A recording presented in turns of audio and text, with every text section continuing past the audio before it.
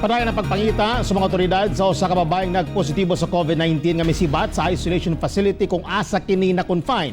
Ano ang report ni Argil Relator.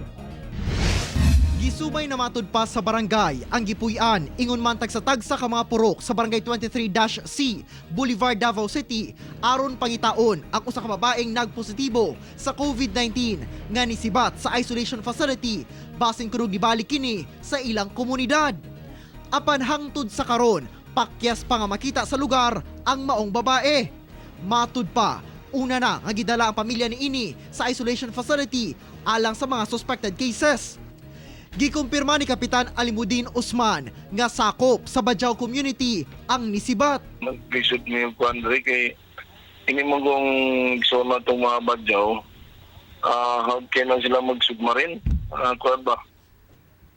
Pwede na mo agis dagat nga di na mo makitan. Langoy na sila. Sumala ay Davao City Mayor Sara Duterte. Kini ang unang higayong doon nagayoy nakasibat nga COVID-19 patient sa isolation facility.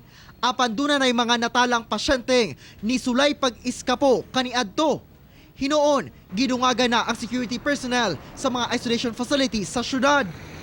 Kagahapon, usa ka babaeng naglatagaw sa Rojas Avenue nga wala nakasuot og mask ang gika-report nga basin kuno nga maukadto ang nisibat apan sa pagpanubay sa DCPO. Pagkakaroon ang namatikdan lang nila nga pag-rescue ato wala siya sa iyang maayong kahimtang ang katong babayi.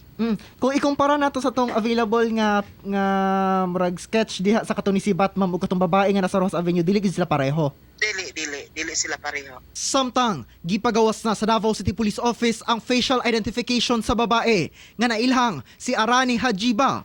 Alang sa mga nakakita kaniya, mamahimong manawag sa City Director sa Davao City Police Office sa numerong 0917-700-2105.